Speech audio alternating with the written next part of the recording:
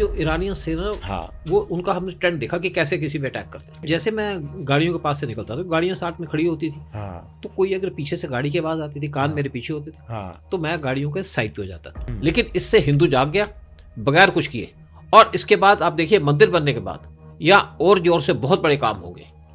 हिंदू राष्ट्र बनने की बात भी होगी। एक इंटरव्यू दी उन्होंने कि हमने लाल बहादुर शास्त्री को एलिमिनेट कराया क्योंकि वो न्यूक्लियर होना चाहते थे, और होमी बाबा को भी। पाकिस्तान आज जो मोटरसाइकिल का टायर नहीं बना सकता, हाँ। तो आपको लगता है कि ये बना सकता है आपके न्यूक्लियर बम्स? जो सबसे बड़ी अचीवमेंट का जो क्रेडिट दूंगा वो दूंगा मिसेस इंदिरा गांधी को, सेकंड रॉकेट चीफ को।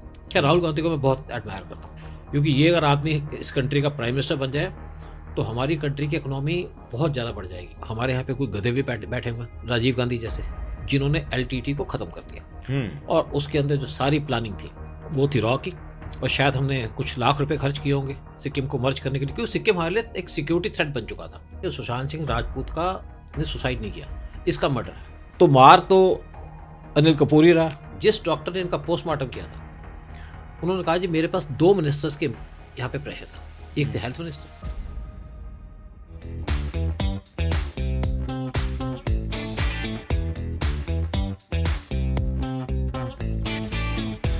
NK Sood sir, welcome to this podcast. Welcome to Gaurav Thakur show. शुक्रिया आपका। So sir, बहुत सारे सवाल है जो आपसे पूछने हैं, बहुत सारे मुद्दों पर बात करना है। So सीधा स्टार्ट करते हैं। तो सबसे पहले तो अभी जो इस वक्त बहुत ही ज़्यादा चर्चे में है जो मुद्दा, वो है राम जन्मभूमि। ये काफ़ी टाइम से, ये आई थिंक 65-70 ईयर्स से ये बैटल चल रहा था। उसके बाद ये अचानक से अभी ही कैसे हमें विक्ट्री मिली है इतने टाइम के बाद, और इसके पीछे क्या कोई क्या कोई ग्राउंड वर्क है, और किस तरीके से उमड़ के आ रहा है? अभी रिसेंटली ये भी हम देख रहे हैं कि हिंदू कल्चर बहुत चर्चित हो रहा है, और हमारे जो पुराने कल्चर्स एंड ट्रेडिशंस है वो भी काफ़ी बाहर आ रहे हैं। तो आगे किस तरीके से चलेगा? क्या हिंदू राष्ट्र की नींव रखी जा रही है? ऐसा कुछ हो सकता है? इसमें कुछ एंगल? देखिए बिल्कुल हो सकता है, क्योंकि बड़े प्लान तरीके से काम किया जा रहा है। और ये आज नहीं, ये PM मोदी या जब वो RSS में थे तो पिछले 30 साल से बीजेपी का एजेंडा था राम मंदिर बनाने का। लेकिन जो पहले गवर्नमेंट थी वो इस पर सीरियस नहीं थी, वो चाहती नहीं थी राम मंदिर बने, वहाँ पे मुस्लिम अपीजमेंट की बात हो रही थी। लेकिन जब PM मोदी पहले टेन्योर में आए तो इसकी तरफ कोई ध्यान नहीं दिया। बहुत से लोगों ने कहा जी आपने तो मंदिर के ऊपर प्रॉमिस किया हुआ है, आप कुछ नहीं कर रहे। PM मोदी ने कोई जवाब नहीं दिया। PM मोदी की आदत भी नहीं कोई जवाब देने की। वो बाहर घूमते रहे, देश को स्ट्रांग करते रहे, देश के साथ जो मुश्किलें थी उसको डील करते रहे। और जब वो सेकंड टेन्योर में आए, 2019 में इलेक्शन जीते, तो एक केस सुप्रीम कोर्ट के अंदर आया, क्योंकि जो हमारी ब्यूरोक्रेसी है और जजेस है वो भी देखते हैं कि किस टाइप की गवर्नमेंट है, गवर्नमेंट क्या चाहती है, और उसी एजेंडे पे वही काम करते हैं। अगर PM मोदी पहले टेन्योर के अंदर राम मंदिर की बात करते या सुप्रीम कोर्ट के अंदर एक केस आता, तो इस केस पे मुझे नहीं लगता कोई डिसीजन हो पाता। और जब ये सुप्रीम कोर्ट का डिसीजन हो गया, उसके बाद PM मोदी ने यहाँ मंदिर बनाने की बात की, और उनके पास RSS और बहुत से ऑर्गेनाइजेशंस थी, वहाँ काम करने को तैयार थी, और अब मंदिर बन रहा है, बड़े जोर शोर से बन रहा है, और इसका पूरे वर्ल्ड के अंदर चर्चा हो रही है। और ये जो मंदिर बनने का काम हुआ, इससे इंडिया अंदर से इंटरनली स्ट्रांग हो गया, हिंदू जाग गए, और ये पहला टाइम है कि हिंदुओं को जगाया, और PM मोदी ने इसके ऊपर कुछ नहीं कहा। आप देखिए जब प्राण प्रतिष्ठा होने की बात है तो PM मोदी इस टाइम पे साउथ में घूम रहे हैं, मंदिरों के चक्कर लगा रहे हैं, और साउथ के अंदर भी हिंदुओं को जगाया जा रहा है। जहाँ पर अभी तक हिंदू सोए हुए थे, या वहाँ पे गवर्नमेंट है इस टाइप की है, ये तो कम्युनिस्ट गवर्नमेंट है, या लेफ्ट विंग की गवर्नमेंट है, या वहाँ पे कोई क्रिश्चियन गवर्नमेंट है जो रूल कर रही है साउथ को। तो ये जो मंदिर बनाने का काम है 22 जनवरी को स्टार्ट होगा। बहुत से लोगों ने अपोज किया, लेकिन उनकी कोई वक़्त नहीं है। लेकिन इससे हिंदू जाग गया बगैर कुछ किए, और इसके बाद आप देखिए मंदिर बनने के बाद या और जोर से बहुत बड़े काम होंगे। हिंदू राष्ट्र बनने की बात भी होगी। लेकिन अब ये हिंदू राष्ट्र बनने के लिए ये तो है नहीं कि 5-7 साल में हो जाएगा, 10 साल लगे, 15 साल लगे, क्योंकि नेशन के लिए 2-4 साल कुछ नहीं होते। और ये जो मंदिर बनने का काम है, इसके बाद जब PM मोदी नेक्स्ट इलेक्शन में आएंगे और इससे उनको सपोर्ट भी मिलेगी इलेक्शन जीतने में, तो आप देखिएगा कि हिंदुस्तान कैसे बदलता है। क्योंकि हिंदुस्तान की जो आस्था है वो सामने आ गई, हिंदू जाग गए, और पूरे वर्ल्ड को समझ में आ गया कि हिंदुस्तान क्या है और हमारा सनातन धर्म क्या है। और इसके ऊपर मुझे लगता है कि आप देखिएगा बहुत तेज़ी से काम होगा, बहुत डेवलपमेंट्स होंगी पूरे वर्ल्ड के अंदर, क्योंकि वर्ल्ड भी अब समझ चुका है कि हिंदुस्तान कोई छोटी मोटी चीज़ नहीं है, बहुत बड़ी चीज़ है। और अब जो नेक्स्ट इलेक्शन होगा उसके बाद यहाँ पे बहुत सी चेंजेस होंगी। आप देखिए यहाँ पे एक बिल लेके आए पार्लियामेंट के अंदर कन्वर्शंस के ऊपर, तो नेक्स्ट टेन्योर के अंदर कन्वर्शंस को पूरा चेक किया जाएगा और हिंदुस्तान को और स्ट्रांग किया जाएगा। जो हिंदुस्तान में रहते हैं वो हिंदुस्तानी हो, मुसलमान, मेरे रिलीजन की बात नहीं कर रहा, बिल्कुल उनको बिल्कुल। हिंदुस्तान से प्यार हो। और ये चेंज आ रहा है। देखिए जब ये मंदिर बन रहा है तो यहाँ पे सिख भी जा रहे हैं, मुसलमान भी जा रहे हैं। राइट। और सर यहाँ पे जैसे मैं एक पॉइंट ऐड करना चाहूँगा कि अभी जो राम मंदिर बन रहा है उसमें बहुत सारे मुस्लिम्स भी सपोर्ट कर रहे हैं, और कहीं ना कहीं अभी जो मालदीव्स का भी मुद्दा आया था तो उसमें हमने ये चीज़ देखी कि लाइक आज के तारीख में जिस तरीके से इंडियंस यूनाइट हो गए हैं सारे रिलीजन के, लाइक हमने मालदीव्स को दिखा दिया, एक ही झटके में दिखा दिया कि पीएम मोदी का इंसल्ट किया, और जिस तरीके से वो लक्षद्वीप को फिर मोदी जी ने वहाँ पे जाके जो एक्शन लिया, वहाँ पे बस गए, फोटो निकाली, तो सब लोग ने जो सपोर्ट किया, इंडिया एक हो गया है। मतलब ये एक देश की एक्चुअल ताकत बताता है। मतलब अगर देश के सारे लोग एक पांव पे खड़े हो जाए कि भाई इस देश को मजा चखाएंगे क्योंकि इसने हमारे खिलाफ बोला, तो आई थिंक कोई भी देश हमसे पंगा लेने से पहले 100 बार सोचेगा। देखिए बहुत बार हो चुका है, अमेरिका ने हमको कोशिश की दबाने की, हम नहीं दबे। बिल्कुल। वेस्ट के और कंट्री से हमको दबाने की कोशिश की, हम नहीं दबे। अब मालदीव के ऊपर क्या है, पीएम मोदी ने कोई स्टेटमेंट नहीं दी, बिल्कुल सिर्फ लक्षद्वीप में चले गए। एक पीएम मोदी का विजन है, उनका काम करने का तरीका है, फोटो खिंचवाई और मालदीव धराशायी हो गया। अब ये नहीं है कि सिर्फ 2 लाख इंडियंस वहां नहीं जाएंगे, वहां पे रशियन भी नहीं जाएंगे, और उसके बाद वहां पे बाकी कंट्री के लोग, यूरोपियन, वो नहीं जाएंगे, क्योंकि मालदीव के अंदर जो लोग जा रहे थे वो वहां की हॉस्पिटलिटी की वजह से जा रहे थे। हॉस्पिटलिटी है नहीं वहां पे, मतलब वहां पे जो लोग हॉस्पिटलिटी की बात करते थे अब वो एंटी हिंदू बात करते हैं, हॉस्टिलिटी आ रहा है अभी वहां पे, हॉस्पिटलिटी जा रहा है, हॉस्टिलिटी आ रहा है। तो पीएम मोदी का देखिए तरीका, पीएम मोदी ने किसी को गाली नहीं दी, चाहे इंडिया के अंदर हो, किसी मुस्लिम को नहीं उन्होंने टारगेट किया, और इसीलिए उनकी एक इमेज बनती जा रही है वर्ल्ड के अंदर। राइट। और सारी कंट्री के लोग वो पीएम मोदी की प्रेस कर रहे हैं, चाहे यूएस हो, चाहे रशिया हो, चाहे यूएई हो, चाहे सऊदी हो, चाहे जो भी हो, राइट, वो भी पीएम मोदी को इज्जत दे रहे हैं, और पीएम मोदी के साथ इंडिया को इज्जत मिल रही है। सो सर इसके पीछे मोदी जी की क्या स्ट्रैटेजी है, मतलब जो अभी करंट गवर्नमेंट है उनकी स्ट्रैटेजी क्या है? क्योंकि हमने पहले देखा था जब मोदी जी आए थे लाइक 2014 के बाद, तो तभी वो बहुत सारे विजिट्स कर रहे थे, मतलब 50-100 विजिट्स तो उन्होंने कर ही लिए फॉरेन कंट्रीज में। तो ऑपोजिशन काफी बार बोल रहे थे कि अरे ये तो घूम रहे हैं, ये कर रहे हैं। तो क्या उसके पीछे कुछ ग्राउंड वर्क ले किया जा रहा था? इसका idea, because you are in the intelligence, तो आपको काफी अच्छे से रहेगा कि वो क्या स्ट्रैटेजी बुनी जा रही थी। देखिए जब पीएम मोदी आए तो पहले टेन्योर के अंदर 100 विजिट हुई उनकी, किसी कंट्री में 5 बार गए, चाइना और यूएस में 5 बार गए, रशिया में 4 बार गए, और बहुत सी कंट्री में 3 बार, 2 बार, 1 बार गए। और पीएम मोदी बड़े प्लान से विजिट किए थे। जब पावर में आए तो पीएम मोदी की पहली विजिट थी भूटान की। भूटान एक छोटी सी कंट्री है लेकिन इंडिया का नेबर है, तो मैंने सोचा कि पीएम मोदी क्यों भूटान जा रहे हैं, क्या बात है, क्योंकि मैंने भूटान की सीट पे काम किया हुआ है। और देखा कि वहां पे एक चाइनीज डेलीगेशन आ रही थी, क्योंकि भूटान की हम फॉरेन पॉलिसी को कंट्रोल करते हैं, सिक्योरिटी कंट्रोल करते हैं। तो पीएम मोदी ने वहां जाकर के उनसे बात की कि आपको क्या चाहिए, कुछ मिलियन की रिक्वायरमेंट थी उनकी, उनको पूरा कर दिया ताकि चाइना वहां ना एंटर करे, क्योंकि चाइना जो एंटर करता है वो प्रॉब्लम करता है इंडिया के लिए। उसके बाद ये नेबरिंग कंट्रीज में गए, इंडिया के बैकयार्ड में गए, मालदीव में गए, मॉरिशस में गए, सेशल्स में गए, श्रीलंका के अंदर गए, और पीएम मोदी जहां भी गए, एक तो उन्होंने इंडिया की पोजीशन समझाई पूरे वर्ल्ड को, दूसरा उन्होंने पाकिस्तान को एक्सपोज किया, क्योंकि हमने कभी पाकिस्तान को एक्सपोज नहीं किया, पाकिस्तान के टेररिज्म को एक्सपोज नहीं किया। पीएम मोदी ने उनको ये समझाया, साथ में उन्होंने चाइना की रियलिटी बताई कि चाइना क्या है, और पूरा वर्ल्ड उस टाइम पे चाइना से जूझ भी रहा था, इनके जो एक्टिविटीज है उनसे डील कर रहा था। बिल्कुल। तो पीएम मोदी जब गए तो इन्होंने एक तो इंडिया के डिफेंसेस को स्ट्रांग किया, जहां से इंडिया को रिक्वायरमेंट थी जहाज की वो ले लिए, जहां से इनको रिक्वायरमेंट थी टैंक्स की वो ले लिए, जो रशियन रिपब्लिक था वहां जाकर के इन्होंने यूरेनियम लिया। इनकी 3 बार विजिट हुई थी नेपाल के अंदर, लेकिन नेपाल में तब तक चाइनीज बहुत डीपली एंट्रेंच हो गए थे, यानी कि कम्युनिस्ट गवर्नमेंट आ चुकी थी वहां पे, तो वो उस टाइप से सक्सेस नहीं हुए। लेकिन अभी रिसेंटली एस जयशंकर नेपाल के अंदर गए और वहां से एग्रीमेंट किए।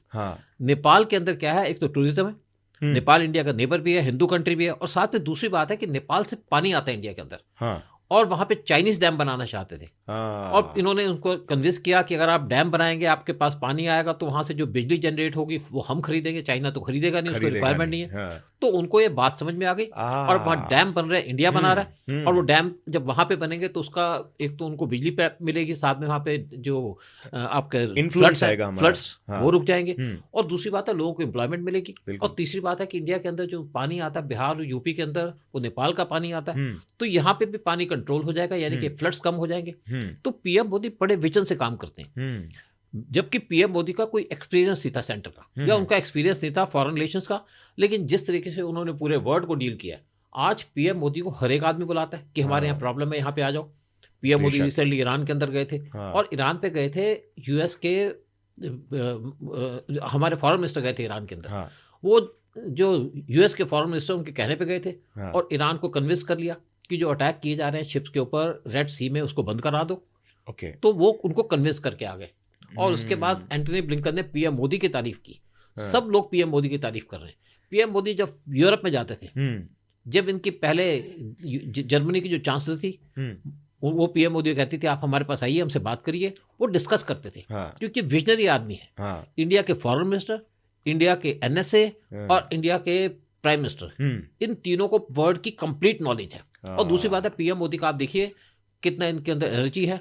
एक G20 की समिट अटेंड करने गए थे अर्जेंटीना के अंदर, वहां पे ये 55 घंटे ठहरे, और उन 55 घंटों के अंदर इन्होंने 44 मीटिंग की डिफरेंट लीडर से, डिफरेंट लोगों से, और सबके साथ रहे। क्योंकि आप किसी लीडर से मिलते तो आपको उसका नाम पता होना चाहिए, बिल्कुल, उसके बारे में आप बात कर सकें, उसके साथ इश्यूज पे बात कर सकें। तो उनसे कनेक्ट कर पाने चाहिए। पीएम मोदी की जो ये उनकी क्वालिटी है, या उनकी कैपेबिलिटी है, उनकी रीच है, उससे वर्ल्ड इम्प्रेस है। और पीएम मोदी ने इसी वजह से आज इंडिया को टॉप पे ले गए। मैं आपको एक बात बताऊं कि अभी जैसे जो बाइडन, वो कुछ इंडिया से नाराज हो गए। नाराज वो नहीं हुए, वहां पे कुछ लोग बैठे हैं यूएस के अंदर, जैसे ओबामा इस टाइम पे यूएस को वो कंट्रोल कर रहे हैं। वो इस्लामिस्ट हो चुके हैं, तो उन्होंने इंडिया को टारगेट करना शुरू कर दिया। तो उन्होंने, पीएम ने उसको काउंटर कर दिया, पीएम मोदी ने, चाहे ईरान के मामले में हो चाहे किसी और मामले में। और जब उन्होंने 26 जनवरी को इंडिया के अंदर आना था जो बाइडन ने, तो उन्होंने मना कर दिया लास्ट मोमेंट पे। इंडिया के लिए बड़ी खराब पोजीशन होगी, हम किसको बुलाएं। लेकिन हमारे पास ऑप्शंस थी। हमारे पास ऑप्शंस थी, इटली के प्राइम मिनिस्टर वो आने को तैयार थी। हमारे पास ऑप्शन थी यूएई के क्राउन प्रिंस, उनकी वो भी थे, बड़ी कंट्री हैं दोनों की दोनों, इंपॉर्टेंट कंट्री हैं। और तीसरा था फ्रांस के प्रेसिडेंट मैक्रोन। और जब मैक्रोन से बात की, पहली बात की मैक्रोन से, फ्रांस के प्रेसिडेंट, वो इमीडिएटली एग्री कर गए। क्यों एग्री कर गए? क्योंकि एक तो पीएम मोदी के वो बहुत क्लोज भी आ चुके हैं, और दूसरी बात है कि उनको अपने प्लेन बेचने हैं, फाइटर जेट्स भेजने हैं। हमारी नेवी को 26 रफाल की जरूरत है, जो एम मॉडल है उनका, और वो डीआरपी इंडिया के अंदर होने वाली है। साथ में इंडिया को सबमरीन्स की जरूरत है, जो फ्रांस बनाने को तैयार है। 6 सबमरीन बनेगी अंडर प्रोजेक्ट 75 आई, और साथ में हमको बहुत सी चीज़ों की जरूरत है। अब देखिए, शायद 2 साल पहले की बात है, टाटा ने कहा था मैं 450 प्लेन लूंगा एयर इंडिया के लिए। तो उसमें से 250 प्लेन इंडिया यूएस से मंगा रहा है बोइंग से, और 200 ले रहा है एयरबस, आपके एयरबस फ्रांस से। और इससे दोनों कंट्रीज की इकोनॉमी जनरेट हो रही है। एक्चुअली क्या है कि जो हमारे यहाँ पे जितने भी बिजनेसमैन हैं बड़े बड़े, चाहे टाटा हो, चाहे अंबानी हो, चाहे अडानी हो, ये देश के लिए काम कर रहे हैं। और अडानी का बहुत इंपॉर्टेंट रोल है हमारे देश को आगे लाने में, टाटा का तो है ही। तो इससे क्या है कि एक तो यूएस की इकोनॉमी में फर्क पड़ रहा है, एक फर्क पड़ रहा है फ्रांस की इकोनॉमी पे, और तीसरा यूके की, वहां पे इंजन बनते हैं। और क्या था कि जब इंदिरा गांधी अब प्राइम मिनिस्टर थी, तो एक रिक्वायरमेंट गई उनको कि फ्रांस आपको अपने रफाल मिराज जेट बेचना चाहता है, और उसका जो सारा काम दिया गया था रॉ को दिया गया था। तो हमने डील फाइनलाइज कराई। जब डील फाइनलाइज हुई तो हमने 12 प्लेन का ऑर्डर दिया, और उसके बाद फ्रांस से कहा कि हम आपको सपोर्ट करेंगे। तब से फ्रांस हमको यूएन के अंदर सपोर्ट कर रहा है। और जब 1974 का ब्लास्ट किया था इंदिरा गांधी ने, तो उस टाइम पे फ्रांस ने यूएन के अंदर हमें सपोर्ट किया था, जबकि यूएस हमारे खिलाफ था, यूके हमारे खिलाफ था, और रशिया तो हमेशा हमारे साथ है। तो अब हम उनसे रिफाल जेट लिए पीएम मोदी ने, और अब हम उनसे और चीजें ले रहे हैं। तो जो वर्ल्ड की आज रिलेशनशिप है वो ट्रेड बेस्ड है। बिल्कुल बिल्कुल। जो यूरोप है वो पूरा किस पे चलता है? एक चलता है आपके डिफेंस पे, और दूसरा चलता है वहां पे टूरिज्म पे। और वहां पे डिफरेंट टाइप का टूरिज्म है। लेकिन इंडिया के अंदर डिफरेंट टाइप का टूरिज्म है। हमारे यहाँ टूरिज्म है रिलीजियस टूरिज्म, स्पिरिचुअल रिलीजियस। तो आज हम जो मंदिर बना रहे हैं, यहाँ पे हमारा टूरिज्म बढ़ रहा है। बिल्कुल बिल्कुल। आप देखिए कि महाकाल का मंदिर बना तो वहाँ पे 1000 टाइम्स टूरिस्ट बढ़ गए। और जब यहाँ पे मंदिर बन रहा है आपका अयोध्या में, तो यहाँ पे ये उम्मीद की जा रही है कि कम से कम 1500 टाइम यहाँ पे टूरिस्ट बढ़ेगा, या कम से कम 23 लाख करोड़ टूरिस्ट अयोध्या विजिट करेंगे। और जब टूरिस्ट विजिट करते हैं तो उस कंट्री या उस जगह की इकोनॉमी बढ़ती है, डेवलप होती है। सबसे बड़ा आज यूएई को देख लीजिए, लाइक यूएई टूरिज्म का एक परफेक्ट एग्जांपल है।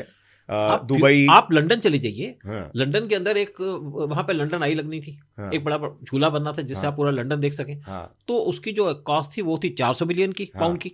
तो लोगों ने कहा जी आप इतना पैसा खर्च कर रहे हो इस पे, क्यों नहीं आप डिफरेंट चीज़ पे यूज़ करते। उन्होंने कहा भाई देखिए हम 400 मिलियन खर्च रहे हैं आप झूले के ऊपर, इससे 200 लोगों को जॉब मिलेगी और यहाँ टूरिज्म इतना बढ़ेगा, तो ये सारे पैसे हमको 5 साल में रिकवर हो जाएंगे और उसके बाद हम बाकी पैसे जो जनरेट होंगे उसको और आगे स्पेंड करेंगे। तो जो हमारे अंदर कंट्री के अंदर टूरिज्म बढ़ेगा, इससे हमारी इकोनॉमी बढ़ेगी। और जो मंदिर बन रहा है राम मंदिर, ऐसी चीजों से हमारी कंट्री की इकोनॉमी डेवलप होती है, इकोनॉमी भी और ब्रांडिंग भी। हाँ, लाइक आज बुर्ज खलीफा की वजह से यूएई की ब्रांडिंग डेवलप हुई है। सो सर अभी like in the coming future, like अभी किस तरीके से आपको लगता है कि वर्ल्ड के जियोपॉलिटिकल डायनामिक्स शेप हो रहे हैं? जैसे कि हम बात करें मिडिल ईस्ट की, तो मिडिल ईस्ट में एक अलग डायनामिक चल रहा है, यूएस में इलेक्शंस अभी चल रहे हैं तो उसका एक अलग डायनामिक है। फिर अगर हम बात करें रशिया यूक्रेन वॉर की, तो वहाँ पे भी एक अलग डायनामिक आ रहा है जो कि ईरान फंडिंग हो रही है, फिर वो हाउती रिबेल्स और वो सारी चीज़ें। तो इंडिया ये सब में कहाँ पे स्टैंड कर रहा है? और चाइना के साथ भी इंडिया के कुछ स्कर्मिशेस चालू है, तो क्या इंडिया के लिए ये जो ओवरऑल जियोपॉलिटिकल सिनारियो है ये इंडिया को बेनिफिट करेगा इन द नेक्स्ट 5-10 ईयर्स, या थोड़ा कोल्ड ही रहने वाला है? आपकी इस पे क्या एनालिसिस है? मेरे हिसाब से इंडिया इससे चुपचाप निकल रहा है। देखिए जब यहाँ पे रशिया इंडिया और चाइना का स्टैंड ऑफ चल रहा था, तो यूएस ने कहा हम आपको B-52 बॉम्बर्स दे रहे हैं। इंडिया ने मना कर दिया क्योंकि उनके बॉम्बर्स हमारे एरिया में रहते हैं और यूएस चाहता था इंडिया चाइना से लड़े, इंडिया ने अवॉइड कर दिया। हमने चाइना से लड़ाई नहीं की, हम चाइना से लड़ाई नहीं करना चाहते। चाइना ने कहा हमारी PLA की वॉल आप उसको तोड़ के दिखाओ। इंडिया ने कहा कि हमें कोई तोड़ने की जरूरत नहीं है वॉल, तुम्हारी हिम्मत है तो आगे बढ़ जाओ। और चाइना की हिम्मत नहीं हो रही आगे बढ़ने की। और जब जून 2020 के अंदर हमारे 20 सोल्जर को उन्होंने धोखे से मारा, तो हमने उनके 80 मार दिए। क्योंकि मैं रहा हूँ नॉर्थ ईस्ट के अंदर और रेगुलरली चाइना हमारे एरिया के अंदर लेह लद्दाख और अरुणाचल में एनक्रोच करता था, लेकिन हमारी आर्मी कुछ नहीं करती थी। तो हम बड़े परेशान होते थे हमारी आर्मी क्यों नहीं कुछ कर रही, क्योंकि आर्मी को पावर नहीं थी, उनको ऑर्डर्स नहीं थे। राइट। लेकिन आज चाइना जरूर का जवाब पत्थर से, चाइना हमको स्ट्रिंग ऑफ पल्स बना करके सी में घेरने की कोशिश कर रहा था, सफोकेट कर रहा था, लेकिन हमने उसको स्ट्रिंग ऑफ डायमंड से काउंटर कर दिया। हम भी लगे हुए, चाइना लगा हुआ, हम भी लगे हुए। चाइना ने हमको मालदीव से बाहर कर दिया, हम चाइना को श्रीलंका से बाहर कर रहे हैं। और दूसरी तरफ चाइना एक बांग्लादेश में घुस गया था, वहां से हम चाइना को निकाल रहे हैं। तो ये जो वर्ल्ड के अंदर सिचुएशन है वो चलती रहती है। और दूसरी बात है कि हम किसी वार में तो फंसे नहीं, ना रशिया को वार, नो टाइम फॉर वॉर। और देखिए इंडिया ने स्पेशली यूएस से कहा था कि आप रशिया को मत छेड़ो, लेकिन जो बाइडेन माने नहीं, उन्होंने कहा जी रशिया को छेड़ूंगा, रशिया को मैं घुटने पे ला दूंगा तो मैं इलेक्शन जीत जाऊंगा। अब वो फंस गए हैं और रशिया की इकोनॉमी नंबर 1 पे चल रही है। राइट। और इंडिया, हमारे फॉरेन मिनिस्टर गए हैं जब रशिया के अंदर, तो रशिया के प्रेसिडेंट भी उनसे मिले, जबकि कोई फॉरेन मिनिस्टर जाता है तो उनके प्रेसिडेंट मिलते नहीं है, बिल्कुल, लेकिन वो मिले इनकी इज्जत की वजह से। और जब ईरान गए जयशंकर, तो वहां के प्रेसिडेंट भी इनसे मिले। तो हमारी जो पोजीशन है PM मोदी की वजह से। और जब यह सारा कुछ चल रहा था तो उस टाइम पे 9 जनवरी को यूएई के क्राउन प्रिंस इंडिया विजिट किए। और इससे लगता है कि PM मोदी की पोजीशन क्या है और इंडिया की क्या पोजीशन। बिल्कुल बिल्कुल। देखिए एक क्या था कि एक ट्रेड रूट चल रहा है, जैसे रशिया से सामान आने में 45 दिन लगते हैं। अब इंडिया ने नया रूट देखा है, बल्कि ईरान, रशिया और इंडिया ने मिलकर के एक नया रूट ढूंढा है। कैस्पियन सी से सारा सामान आएगा अर्मेनिया के अंदर, जो एक क्रिश्चियन कंट्री और रशियन रिपब्लिक है, वहां से आएगा ईरान में, और ईरान के चाबार पोर्ट से वो सामान इंडिया के अंदर पहुंचेगा। जो सामान को 45 दिन लगते थे वो 20 दिन में आ जाएगा इंडिया के अंदर। तो हमारी रशिया से ट्रेड बढ़ेगी, बिजनेस बढ़ेगा। और इसी तरीके से एक नया रूट इंडिया ने बीच में निकाला है बहुत सी कंट्रीज के साथ मिलके। इंडिया से जो सामान जाएगा वो जाएगा यूएई में, यूएई के पोर्ट पे जाएगा, और यूएई के पोर्ट से वो जो सारा सामान है वो बाई रेल जाएगा सऊदी को क्रॉस करके आपके इजराइल में, इजराइल के हैफा पोर्ट में, और वहां से वो जाएगा ग्रीस के पोर्ट पे, और वहां जाएगा यूरोप में। तो एक ये छोटा रूट निकला है सामान भेजने का, जिससे खर्चा भी कम आएगा, टाइम भी कम लगेगा। तो इस पे भी काम किया जा रहा है, और यूएस भी इंडिया को सपोर्ट कर रहा है। जो रूट निकला है, एक तो इंडिया को सपोर्ट करेगा, यूएई को सपोर्ट करेगा, सऊदी को करेगा, इजराइल को करेगा, साथ में रशिया को थप्पड़ मारेगा, और पाकिस्तान को भी। पाकिस्तान तो आता ही नहीं भी पाकिस्तान का विजन नहीं है। वो बीच में कुछ ब्लॉक कर रहे थे वो हमारे वो बेसिकली ऐसा था कि एक्चुअली क्या था कि पाकिस्तान के अंदर जो इनका गवादर पोर्ट है उसको चाइना ने डेवलप किया। वो ट्रेड करना चाहते थे, वो तो हो नहीं पाया क्योंकि वहां पे बलूची खड़े हो गए। और दूसरी तरफ इंडिया ने ढूंढा उसका अल्टरनेटिव, चाबार पोर्ट जो ईरान का है, लेकिन वो पोर्ट तो इंडिया ने बना दिया, लेकिन सैंक्शंस की वजह से वहां पे 500 किलोमीटर की रेल लाइन बननी थी, वो बन नहीं पाई। अब जो जयशंकर गए वो इसी बात पे गए हैं कि अब रेलवे लाइन हम बनाएंगे। और साथ में हमने जो वहां पे रोड है, यानी कि जो ईरान के बॉर्डर से अफगानिस्तान के जो अंदर रोड बना हुआ है, वहां से तुर्कमेनिस्तान तक वो रोड पहले बना हुआ है, जब तालिबान से पहले की गवर्नमेंट थी। और अब वो रोड को दोबारा जो रूट है, क्योंकि हम रशियन रिपब्लिक से बिजनेस करना चाहते हैं।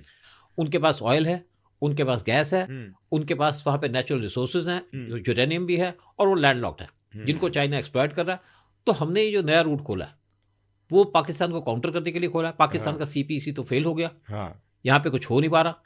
तो ये रूट जो चाइना US के सैंक्शन की वजह से बना था, ये डिसरप्टेड था। लेकिन अब तालिबान भी इंटरेस्टेड है कि नया रूट खोलने के लिए। और अगर यहाँ पे चाइना, पाकिस्तान और ईरान का वार हो जाता है तो मैं सोचता हूँ कि इंडिया POK और गिलगित बाल्टिस्तान लेने की कंडीशन में आ जाएगा। और अगर हमारे पास POK और गिलगित बाल्टिस्तान आ जाएगा तो हमारे पास एक तो 90,000 किलोमीटर का एरिया हमारे कंट्री में आ जाएगा जो हमें बिलोंग करता है। राइट। और दूसरा क्या है कि हमारा डायरेक्ट लिंक बन जाएगा अफगानिस्तान के साथ। ओके। और उससे हम बिजनेस कर पाएंगे रशियन रिपब्लिक से, क्योंकि तालिबान से हमारे को कोई दिक्कत नहीं है। और उससे क्या है तो पाकिस्तान और चाइना का कनेक्शन टूट जाएगा अगर हम गिलगित बाल्टिस्तान पे कंट्रोल कर लेंगे। राइट। तो हमारे एक क्या था कि तुर्कमेनिस्तान से एक गैस की पाइपलाइन आनी थी, तापी। तुर्कमेनिस्तान, अफगानिस्तान, पाकिस्तान, इंडिया, और पाकिस्तान उसके अंदर टांग अड़ा रहा था। तो अगर हमारे पास गिलगित बाल्टिस्तान आ जाएगा तो हम एक नई पाइपलाइन स्टार्ट कर देंगे, PAI, तुर्कमेनिस्तान, अफगानिस्तान और इंडिया। तो ये विजन की बात है। राइट। और वो विजन PM मोदी के पास है। सो सर, अभी जैसे रिसेंटली अभी S जयशंकर जी गए थे ईरान, लेकिन अब वहाँ पे क्या बात हुई थी वो किसी को नहीं मालूम। लेकिन एक दिन के बाद पाकिस्तान पे ईरान अटैक करता है और फिर उसके बाद स्कर्मिशेस चालू हो जाते हैं दो देश के बीच में, जो कि पहले ऐसा कोई गर्मा गर्मी दिख नहीं रहा था, मीडिया में नहीं आ रहा था। तो बहुत सारे लोग ऐसे बोल रहे हैं मीडिया में कि S जयशंकर जी वहाँ पे जाके कुछ तो बात किए। क्या बात किए? आपके एनालिसिस के हिसाब से क्या लगता है? मेरे हिसाब से जो है वहां पे एक तो उन्होंने बात की कि चाबार पोर्ट टू जो कनेक्शन आपके फायदे की बात, मतलब ईरान के फायदे की, हमारे की बात, ईरान के फायदे की बात है हमारी। फिर वहां से तेल लेना चाहते हैं रियाल रुपये के अंदर, क्योंकि उनकी रियाल की करेंसी है, उससे हम सैंक्शन से बच पाएंगे। अगर हम रशिया से ले सकते हैं तो ईरान से क्यों नहीं ले सकते? क्योंकि ईरान को इंडिया से, रशिया से क्या प्रॉब्लम है कि रशिया को इंडिया से चीजें इंपोर्ट कम करनी पड़ती हैं, लेकिन ईरान जितनी भी खाने पीने की चीजें वो इंडिया से लेता है। तो हमारे ऑयल के बदले में खाने पीने की चीजें चली जाएगी वहां पे, तो उससे अच्छा रहेगा। और ईरान ने रिसेंटली इंडिया के को वीजा फ्री कर दिया है। मैं ईरान के अंदर हूँ, मैं उनकी पोजीशन समझता हूँ। वो एंटी इंडिया नहीं है, ना उनकी इन्वॉल्वमेंट है कश्मीर के अंदर।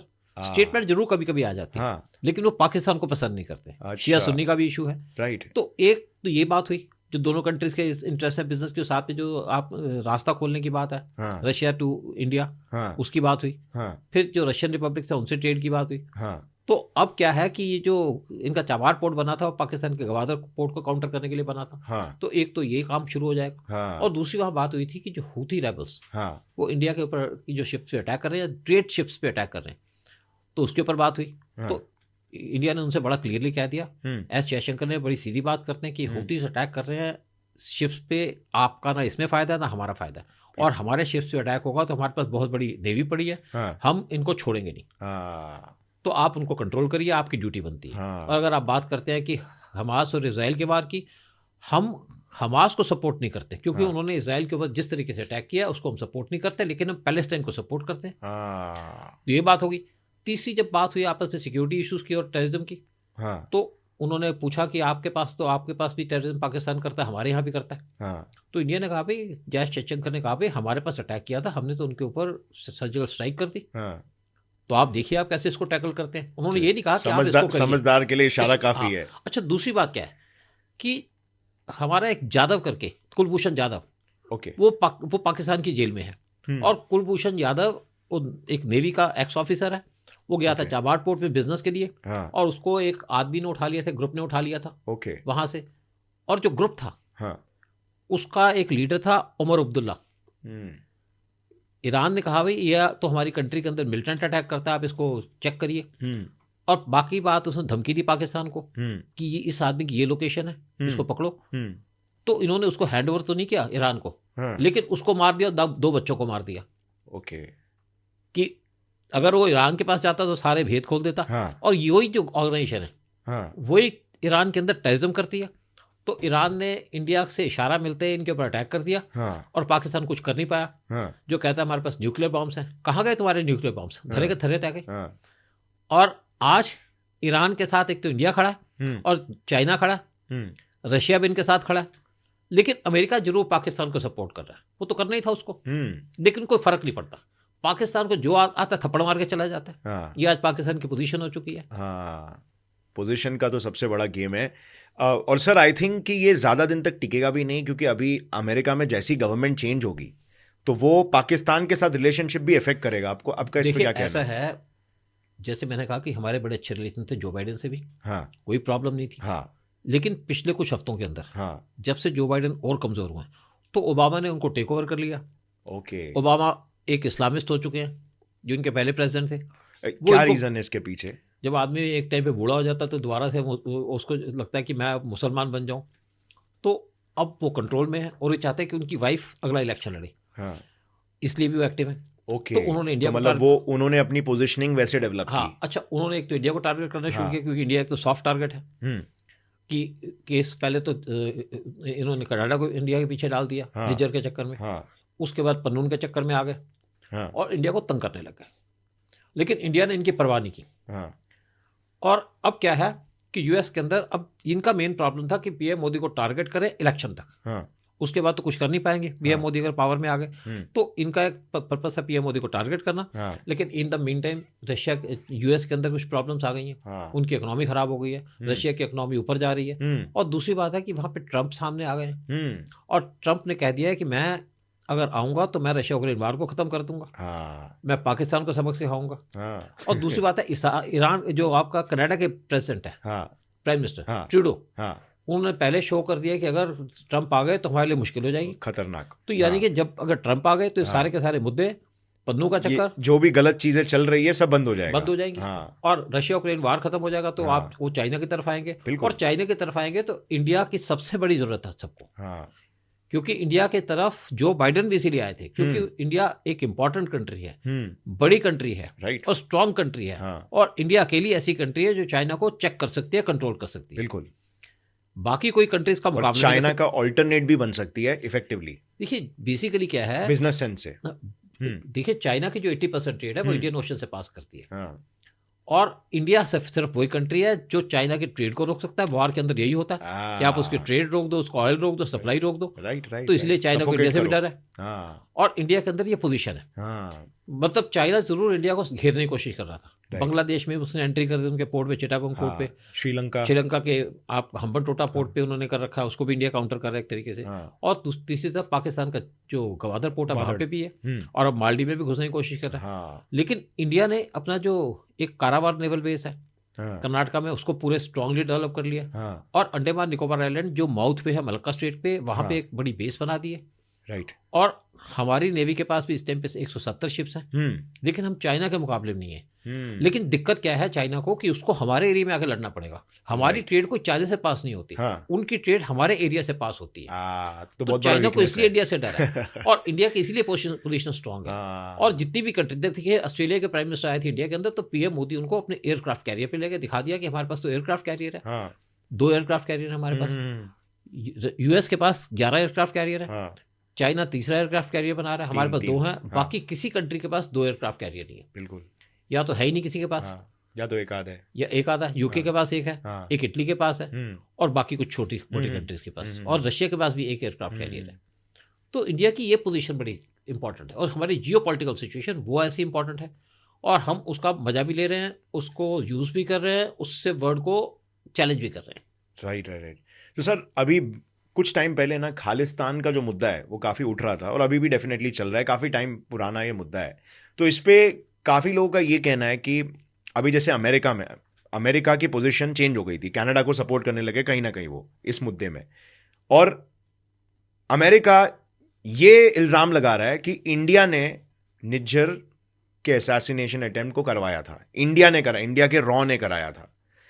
तो इस पे आपका क्या टेक है? मतलब अमेरिका ऐसा क्यों बोल रहा है? क्या उनके पास कोई सबूत भी नहीं है, बट क्या ये जो असैसिनेशन अटेम्प्ट्स हो रहे हैं, और ये पैटर्न आप देखोगे पाकिस्तान में भी हो रहा है, तो क्या उसके पीछे, मतलब पाकिस्तान में भी एक एक करके इंडिया के दुश्मन जा रहे हैं, तो एक एक करके जो पाकिस्तान में इंडिया के दुश्मन गायब हो रहे हैं, उसके पीछे रॉ का कोई एंगल हो सकता है?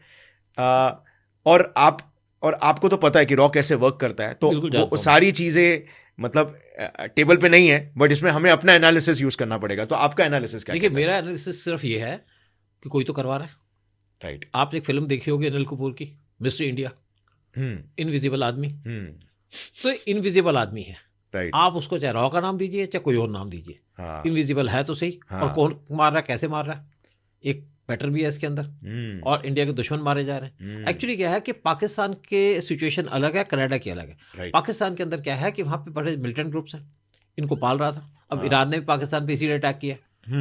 हाँ। और पाकिस्तान की बात लाइक सांप अगर आप पालोगे तो आपको भी डसेंगे वो। बैकयार्ड, आपके तो बैकयार्ड पे सांप पालोगे तो होगा, वो तो हेनरी क्लिंटन ने कहा हुआ। तो देखिए क्या है कि हम जो भी करें, हाँ। हमारे को क्या है कि अपनी कंट्री की सिक्योरिटी देखनी है, हमारी कंट्री का इंटरेस्ट देखना है। हाँ। तो मार तो अनिल कपूर ही रहा, हाँ। है ना, इससे आगे मैं कुछ नहीं कहूंगा। हाँ। लेकिन बात क्या है कि हम आज वो नहीं है। हाँ। हम पाकिस्तान के अंदर सर्जिकल स्ट्राइक कर सकते हैं, ये तो हमने दिखा दिया। यस। जब पुलवामा हो तो हमने बालाकोट कर दिया, हम रिटेलिएट कर सकते हैं। रिटेलिएट करेंगे। और अभी क्या है कि हमको उस टाइम पे हमारे पास आर्म्स एमुनिशन नहीं थी। हाँ। यानी कि प्रॉपर एयरक्राफ्ट भी नहीं थे। राइट। प्रॉपर मिसाइल्स तक नहीं थी। हाँ। आज सब कुछ है हमारे पास। हमको तो घुसने की भी जरूरत नहीं है। हाँ। हम वैसे ही कर सकते हैं। और फिर हमारे पास इनविजिबल आर्मी भी है अनिल कपूर की। तो आप जो मर्जी लगा लीजिए। अब जहां तक बात करते हैं निज्जर की, निज्जर की जब डेथ हुई तो कनाडियन पुलिस ने कोई इन्वेस्टिगेशन नहीं की, 3 महीने तो कुछ नहीं किया। जब G20 में उन्होंने देखा कि इंडिया की तो इतनी अच्छी पोजीशन है, इंडिया को इतनी सपोर्ट मिल रही है, इतनी इंपॉर्टेंस मिल रही है, तो उनको मिर्ची लग गई। मिर्ची तो यूएस को भी लगी। और उसके बाद निज्जर का इशू उठा दिया। जब उनको जवाब देने लगे तो विटनेस तो कोई दे नहीं पाए, प्रूफ कोई दे नहीं पाए। उसके बाद उन्होंने फिर यूएस ने कहा जी हमारे पास 5 आई है। 5 आई क्या है? 5 कंट्री है, US, UK, Canada, Australia, New Zealand, जो अपनी इंटेलिजेंस शेयर करते हैं।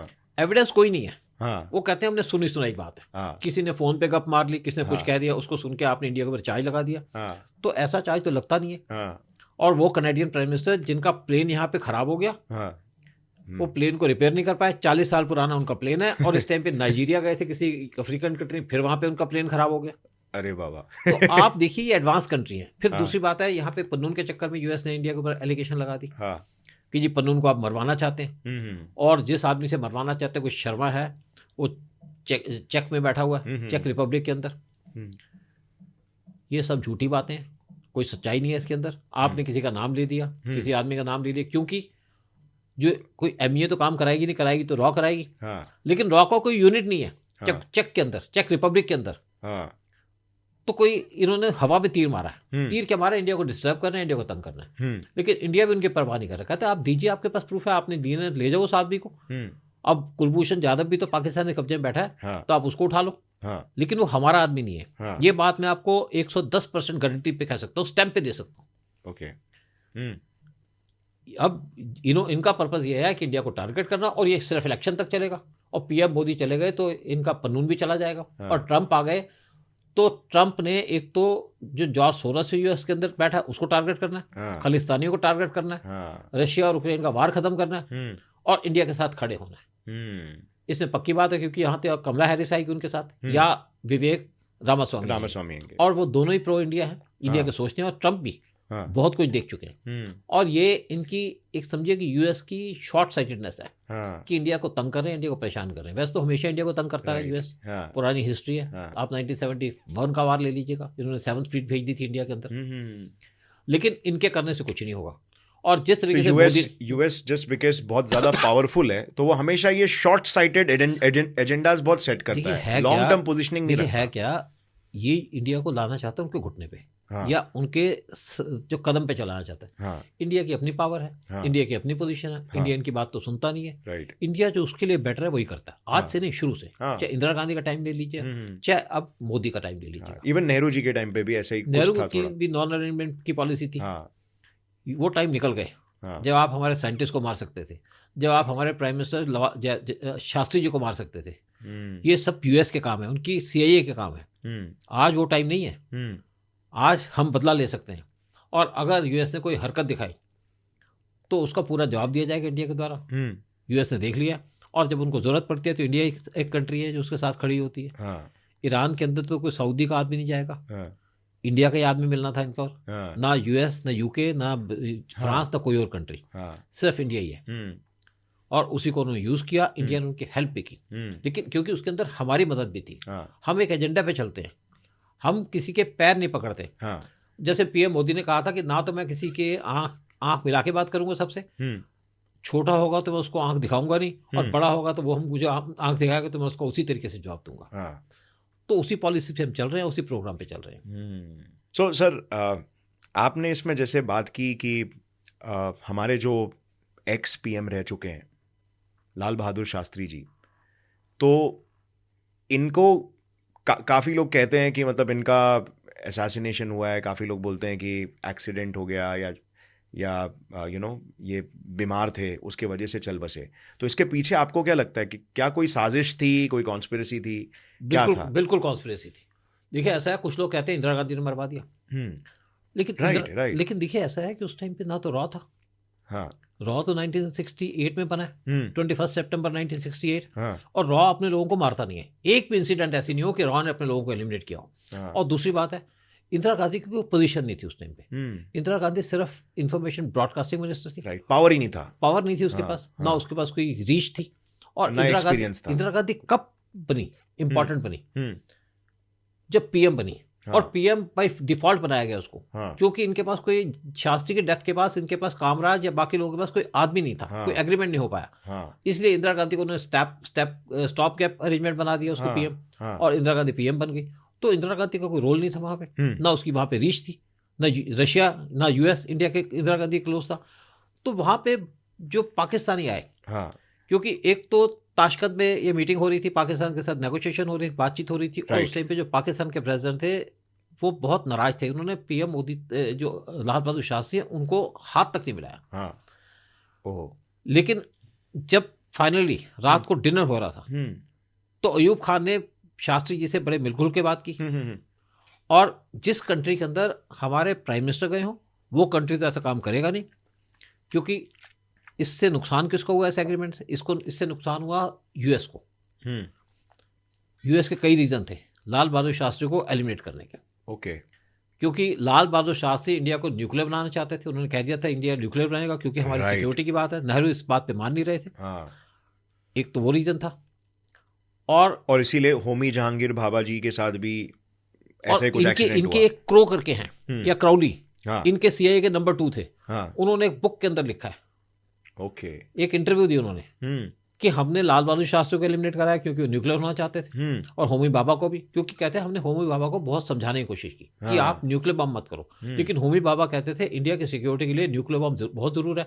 और आप देखिए कि होमी भाभा एक प्लेन में जा रहे थे, और फ्रांस के ऊपर एक जगह है, वहां पे कोई पहाड़ है, माउंट ब्लांक करके, वहां पे जो प्लेन में थे उसको उड़ा दिया प्लेन को, उसमें बम रखा हुआ था। और क्रो ने कहा एक इंटरव्यू के अंदर कि हमने इस जगह में प्लेन को उड़ाया जहां पे कोई आदमी ना हो, यानी कि एक हिल के ऊपर सिर्फ बकरियां मरे। और यूएस ने इस बात को एडमिट किया कि उन्होंने होमी भाभा का मर्डर किया। इसी तरीके से जब 1971 वार के अंदर अमेरिका और पाकिस्तान इंडिया से हार गए, वार 16 दिसंबर 1971 को ख़त्म हो गया, तो 30 दिसंबर को हमारे दूसरे साइंटिस्ट, उनका भी मर्डर कर दिया गया, और उनको मर्डर किया गया केरला के बीच में, जबकि वो उस रात को, सुबह को, नेक्स्ट मॉर्निंग को अपनी फैमिली के साथ जाना था। उनको होटल में मार दिया, पॉइजन दे दी। तो यूएस का यही काम रहा है, कम से कम 50 इंडियन साइंटिस्ट को यूएस ने एलिमिनेट कराया, जो इंडिया के अंदर लिए काम करते थे, इंडिया को न्यूक्लियर बनाना चाहते थे। और जो लेटेस्ट केस आया, आपने देखा है कि एक नंबी नारायण का केस है, उसको भी फंसा दिया। वो बेचारे काफी साल तक झुलसते रहे इस चीज के ऊपर। तो यूएस का यही पर्पस है, यूएस की यही इंटेंशन है। सो यूएस नहीं चाहता है कहीं ना कहीं कि देश एडवांस हो, और न्यूक्लियर से तो उसे बहुत प्रॉब्लम है, क्योंकि वो जियोपॉलिटिकल स्ट्रेंथ, मतलब न्यूक्लियर पॉलिटिक्स एक अलग लेवल की पॉलिटिक्स हो जाती है। जब हमने न्यूक्लियर बम बनाया, जब इंदिरा गांधी ने यहाँ पे न्यूक्लियर ब्लास्ट किया, तो पाकिस्तान को न्यूक्लियर बम किसने दिया? यूएस ने दिया। कहते हैं कम से कम 40 लंबे लंबे ट्रक ये पूरे यूरोप को क्रॉस करके पाकिस्तान के अंदर गए। पाकिस्तान आज जो मोटरसाइकिल का टायर नहीं बना सकता, तो आपको लगता है कि ये बना सकता है आपके न्यूक्लियर बम्स? यूएस था इसके पीछे। वो इंडिया को हमेशा काउंटर करना चाहता था, इंडिया को वीक करना चाहता था, ताकि पाकिस्तान को इंडिया को यूज करता था इंडिया के, तो इसीलिए था। मतलब पाकिस्तान के थ्रू प्रेशर डालने के लिए और आज उसको जब चाइना को काउंटर करना है तो इंडिया की जरूरत पड़ रही है। हाँ, न्यूक्लियर पॉलिटिक्स जो है वो काफी स्ट्रॉन्ग पॉलिटिक्स हो जाता है। देखिए ऐसा है, जहाँ तक हम रशिया की बात करें, रशिया ने हमको कभी चैलेंज नहीं किया। हाँ, रशिया ने हमको कभी डिस्टर्ब नहीं किया। रशिया हमेशा चाहता रहा कि इंडिया स्ट्रांग रहे, इंडिया इंपॉर्टेंट रहे उसके लिए। और जब हमारा चाइना के साथ वार हुआ था, उसके बाद हमारे डिफेंस मिनिस्टर गए थे यूएस के अंदर कि हमें प्लेन दे दो, तो यूएस ने हमारा मजाक उड़ा दिया कि आपके पास तो वर्ल्ड वार 2 के प्लेन्स हैं, वो तो आप समझिए कि नुमाइश में रखने के काबिल हैं। हाँ, तो उनको भगा दिया इंडिया को। तो उसके बाद 65 का वार हुआ, तो उस टाइम पे इंडिया चला गया था रशिया के पास। जब 65 का वार हुआ तो हमारे पास 2 MiG-19 थे जिनको हम यूज़ किया। रात को हमारे प्लेन उड़ नहीं सकते थे, लेकिन हमने तब भी वो वार जीत लिया, जबकि सारा सामान यूएस को पाकिस्तान को दिया हुआ था। यूएस ने, आपके फ्रांस ने, यूके ने और बाकी कंट्रीज ने। लेकिन वार हम जीत गए इक्विपमेंट की वजह से नहीं, अपने स्ट्रेंथ की वजह से, या हमारे विजन की वजह से, या हमारी प्लानिंग की वजह से, या स्ट्रेटजी की वजह से। और हमने इनके पैटर्न टैग जो ये कहते थे इनविंसिबल है, उनको उड़ा दिया। 2 दिन के अंदर हमने इनके 105 पैटर्न टैग्स वो डिस्ट्रॉय कर दिए थे 1960 वॉर में, और वो वार हम इसी वजह से जीत गए। ओके, सो सर, आप जैसे जॉर्ज सोरोस की बात कर रहे थे, स्पेशली यूएस के पॉलिटिक्स में और इंटरनेशनल पॉलिटिक्स में। सो जॉर्ज सोरोस के ऊपर हमने भी वीडियो बनाया था कि किस तरीके से वो फंडिंग करते हैं देश की गवर्नमेंट को गिराने के लिए, जो गवर्नमेंट उनके फेवर में नहीं है, मतलब जो करप्ट गवर्नमेंट नहीं है, तो उनको गिराने में, ताकि वहाँ पे इन्वेस्ट करके बाद में आरओआई खूब निकलेगा करप्ट गवर्नमेंट के साथ। तो क्या आप थोड़ा सा और शेयर कर सकते हैं कि आज के करंट इंडिया के सिचुएशन में और इंडिया के पॉलिटिक्स में आपके एनालिसिस के हिसाब से जॉर्ज सोरोस का क्या रोल रहा है विद इन इंडियन पॉलिटिक्स? देखिए, जॉर्ज सोरोस ने यहाँ पे प्रॉमिस किया था कि मैं $1 बिलियन खर्च करूंगा इंडिया को डिस्टेबलाइज करने में, मोदी को डिस्टेबलाइज करने में।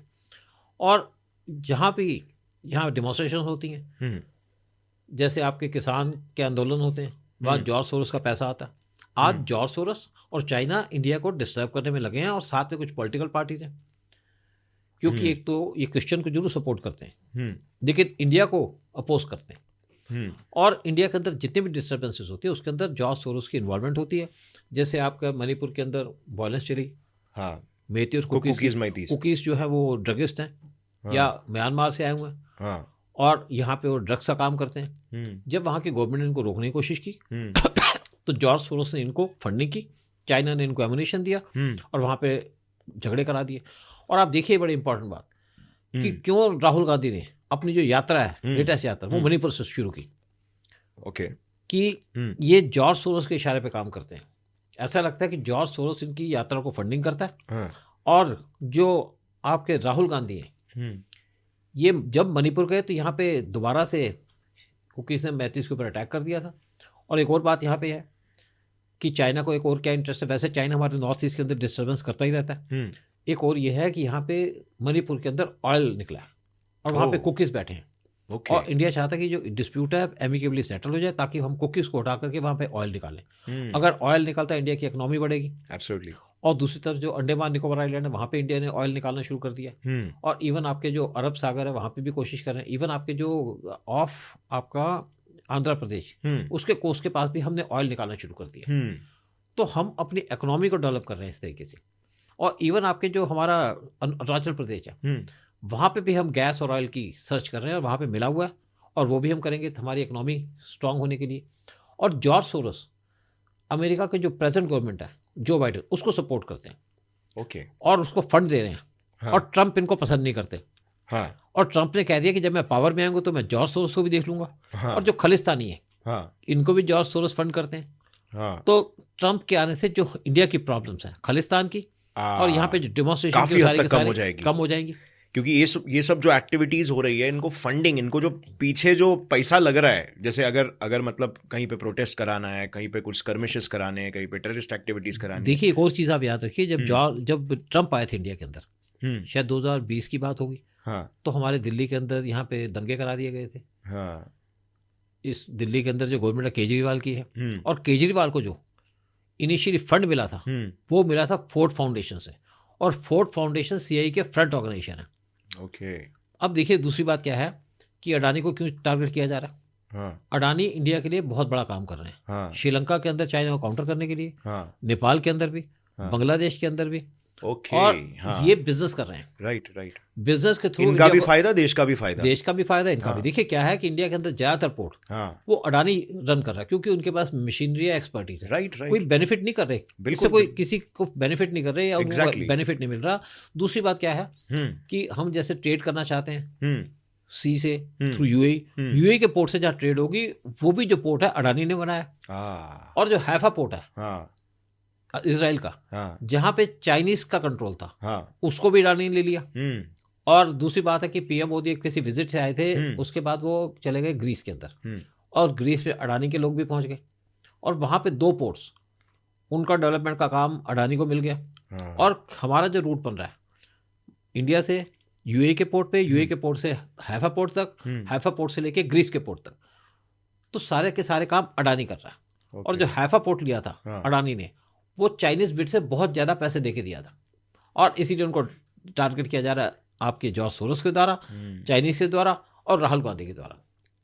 राइट। अब बीच में जो हिंडनबर्ग रिपोर्ट का भी आया था, वो फेक बना के बता दिया, ताकि इसीलिए क्रैश हो जाए कंपनी। लेकिन अडानी भी रुक नहीं रहे। हाँ, फंडामेंटल स्ट्रांग थे, इसीलिए राइज हो गया वापस से। बिल्कुल, क्योंकि फंडामेंटली कंपनी स्ट्रांग है। राइट। सो ये काफ़ी अच्छा पर्सपेक्टिव आपने शेयर किया सर, कि किस तरीके से मतलब Adani through his commercial enterprises कहीं ना कहीं देश के जियोपॉलिटिक्स को सपोर्ट कर रहा है। बहुत सपोर्ट। देखिए क्या है कि हम कोई एक वो नहीं है कि हम एक डेमोक्रेटिक कंट्री, एग्जैक्टली, हमको पैसे खर्चने में देखना पड़ता है। हाँ, तो हम किसको यूज करते हैं? बिल्कुल, हम बिल्कुल, अपने business it's a mutually valuable deal. अच्छा, इसमें क्या है कि आप जैसे अभी श्रीलंका के अंदर, अब श्रीलंका का एक मटाला पोर्ट है, मटाला पोर्ट जो है वो है उनके हम्बनटोटा पोर्ट के पास, उससे 18 किलोमीटर दूर है।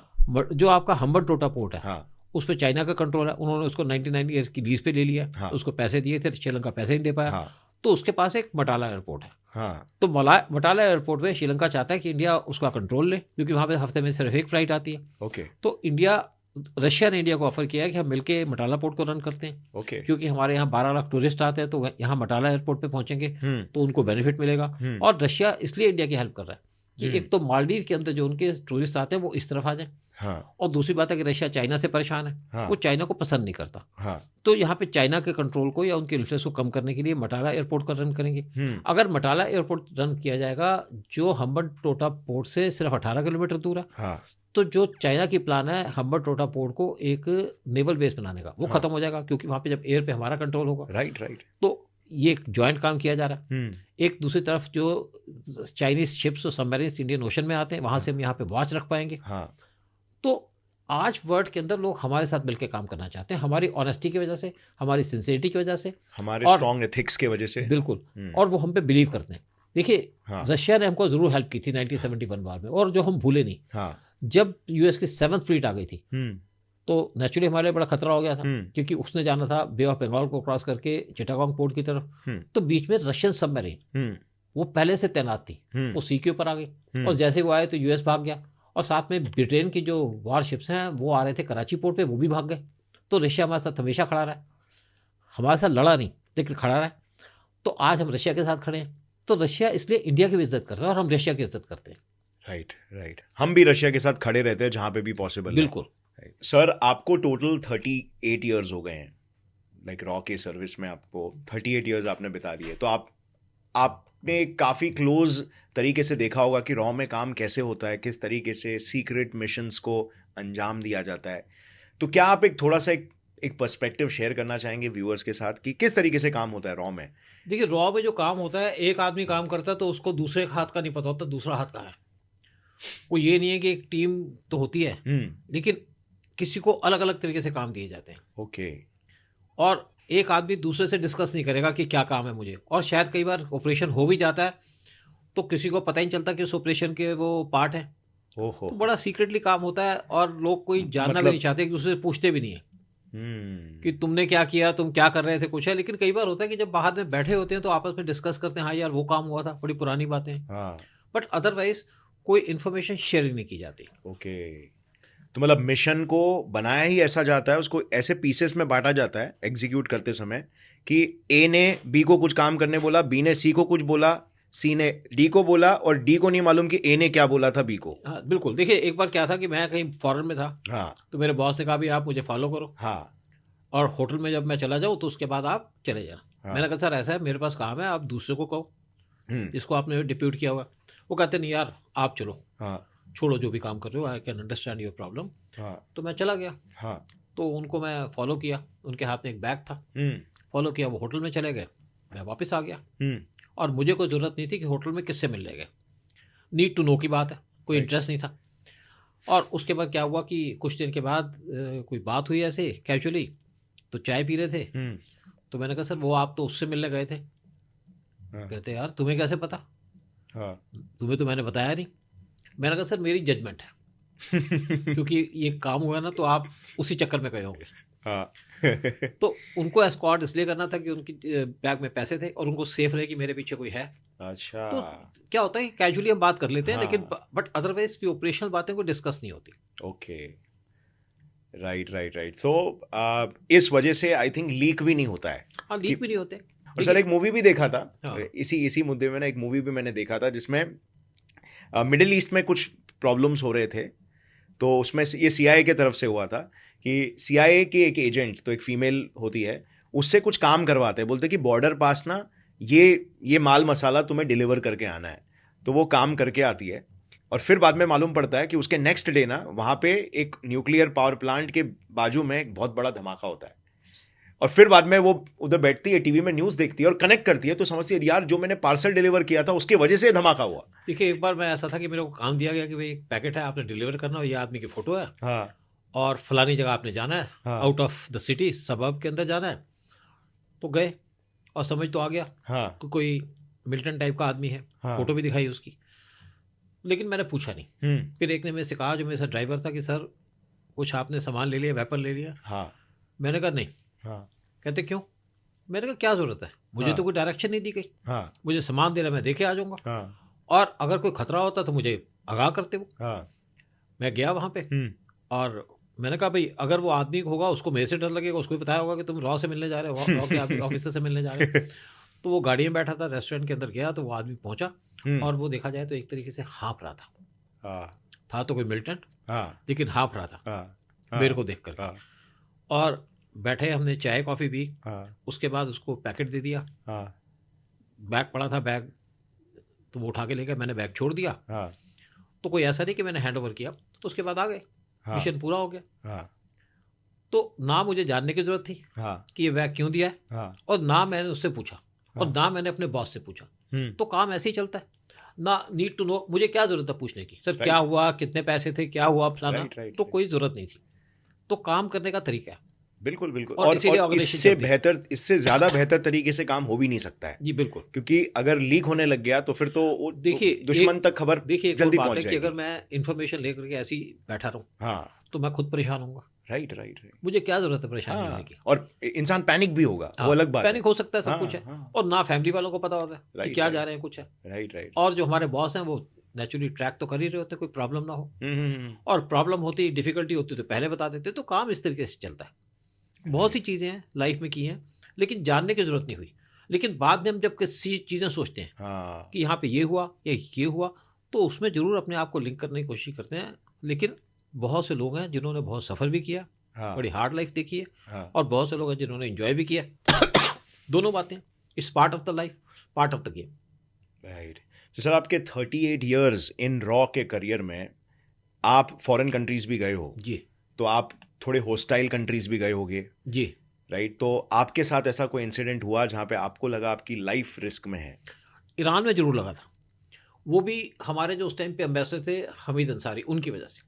ओके। क्योंकि हमारे कुछ लोग किडनैप भी हुए थे, लेकिन देखा जाए तो सेफ आ गए, प्रिकॉशन ली वहाँ पे। जब पता चला कि हम एक्सपोज हो गए हैं तो थोड़ी प्रिकॉशन ली, क्योंकि हर एक कंट्री के लोग पाकिस्तान के टाइप नहीं होते कि आपको यहाँ पे मार देंगे, गोली मार देंगे, उठा लेंगे, फैमिली के साथ मिसबिहेव करेंगे। ईरान के लोग बड़े कल्चर लोग हैं, और शायद उन्होंने भी देखा होगा कि हम उनकी गवर्नमेंट के खिलाफ कुछ नहीं कर रहे हैं, हम अपनी कंट्री की सिक्योरिटी के लुक आफ्टर कर रहे हैं। बिल्कुल बिल्कुल। और लेकिन जहाँ तक प्रॉब्लम थी तो फैमिली के साथ जाते थे, और ये पता था कि फैमिली के साथ वो कुछ नहीं करेंगे, हमको हार्म नहीं करेंगे, नुकसान नहीं करेंगे, तो उसी हिसाब से चलते थे और अवॉइड करते थे निकलना।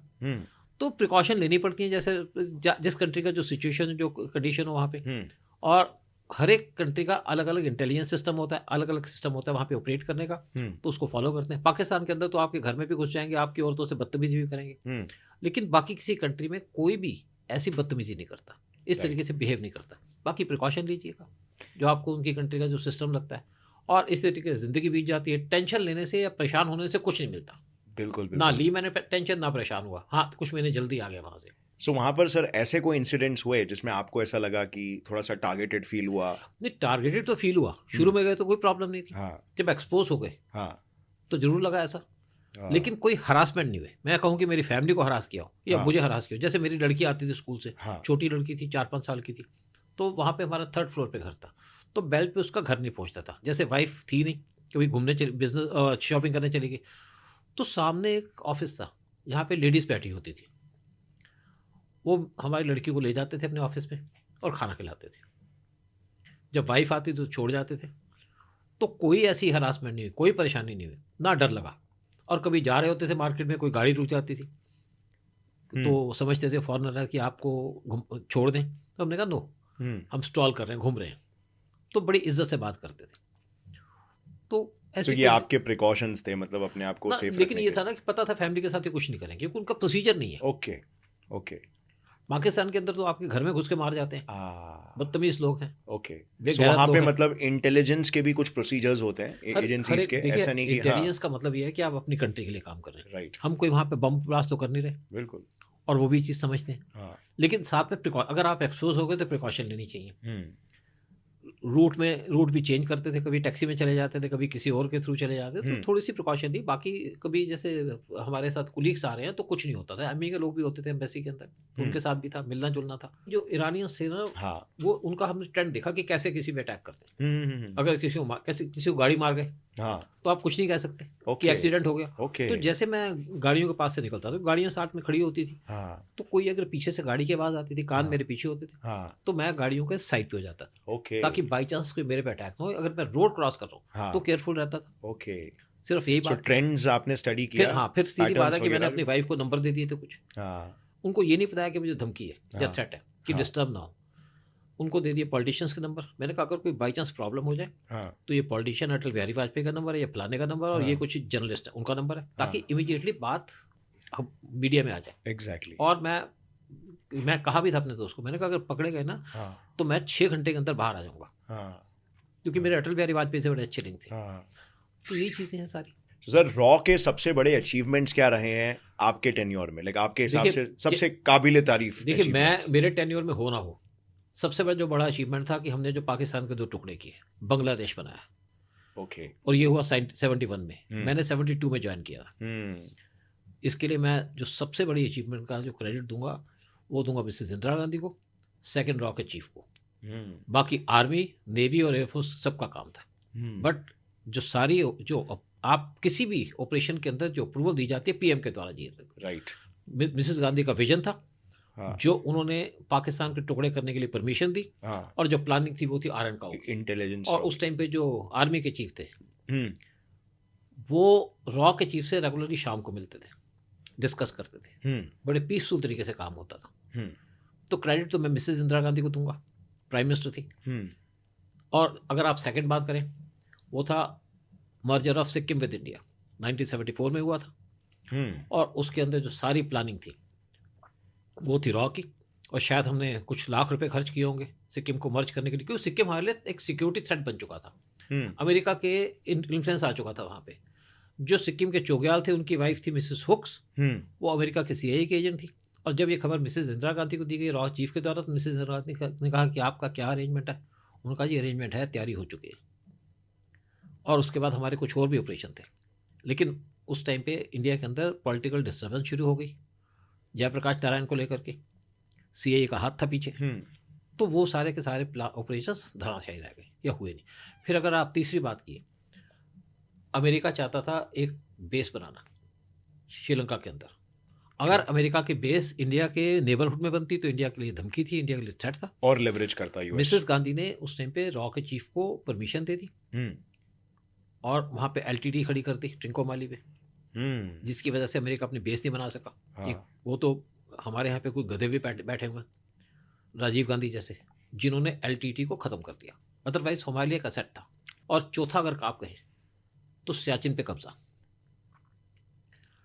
एक हमारे ऑफिसर थे लंदन के अंदर, उन्होंने देखा कि पाकिस्तानी यहाँ पे बड़े वार्म क्लोथिंग्स खरीद रहे हैं, तो उन्होंने कहा भाई क्यों इतने वार्म क्लोथिंग्स की क्या ज़रूरत है।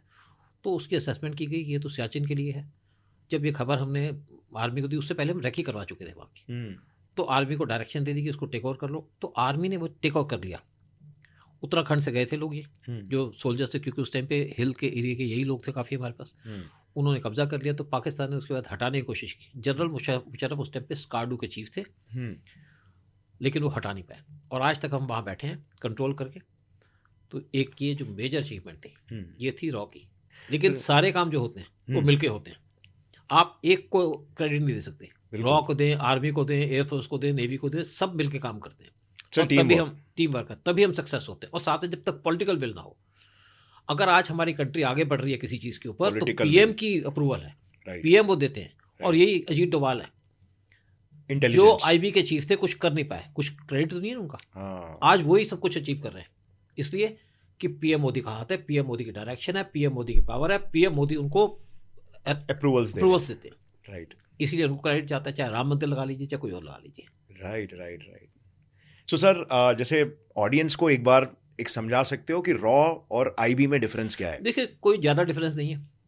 आप आज डिफरेंस करना चाहें आर्मी के अंदर, नेवी के अंदर और एयरफोर्स के अंदर, एक सी में जाती है, एक लैंड पे जाती है, एक एयरफोर्स पे, एक स्काई में जाती है। राइट। रॉ जो है एक्सटर्नल देखता है कि इंडिया के जो इंटरेस्ट है बाहर से, या जो हमें थ्रेट बाहर से आता है। IB इंटरनल देखता है। IB के पास जो पॉलिटिशियन है उनके भी वाच रखनी पड़ती है, यहाँ पे जो उनके पास ज़्यादा रिस्पॉन्सिबिलिटी है। और रॉ जो थ्रेट देखता है बाहर से, अगर कोई बाहर से थ्रेट तो नहीं आ रहा। अगर आज यहाँ पे कुछ लोग पकड़े गए हैं राम मंदिर के पास, खालिस्तानी, तो मुझे लगता है वो खबर रॉ ने दी होगी बाहर से, और तभी उसके ऊपर काम किया गया। तो एक्चुअली क्या था कि इंदिरा गांधी का विजन था रॉ क्रिएट करने का। मैं तभी उनकी तारीफ करता हूँ। लोग कहें जी डिक्टेटर थी, फलाना था, मैं कुछ नहीं मानता। इंदिरा गांधी ने जो काम किया रॉ के लिए, कंट्री के लिए, किसी ने नहीं किया। उन्होंने 21 सितंबर 1968 के अंदर रॉ बनाई, RN काओ को इसका चीफ बनाया, और RN काओ के विजन 600 आदमियों से हमने बांग्लादेश को तोड़ दिया। जब आर्मी की चीफ को बुलाया गया यहाँ पे कि भाई हम पाकिस्तान को तोड़ना चाहते हैं, तो जनरल मानिक शाह ने कहा कि हम तो रेडी नहीं है, हमारी जो आर्मी है वो डिफेंसिव पर्पस के लिए है, हमें तैयारी करनी होगी। तो मिसेस गांधी ने कहा कितना टाइम? उन्होंने कहा 1 साल। उनका ठीक है, जो सामान खरीदना खरीदो, सामान तो रशिया से आना था। तो तब तैयारी की गई, और रॉ ने सारा प्लान तैयार किया था, और उसके बाद डिस्कस होता था रॉ के चीफ के साथ जनरल मानिक शाह का। शाम को चाय पीते थे हर एक इवनिंग के अंदर, कोई हड़बड़ी नहीं बची हुई थी। और जो आर्मी को रिक्वायरमेंट थी वो पूछ ली कि आपको क्या चाहिए, कहाँ की इन्फॉर्मेशन चाहिए, वो प्रोवाइड की गई। नेवी से पूछ लिया गया, उन्होंने कहा जी कराची पोर्ट के अंदर सारी फोटोग्राफ्स दे दो, तो वो रॉ ने प्रोवाइड की, और इसी तरीके से सारा काम हो।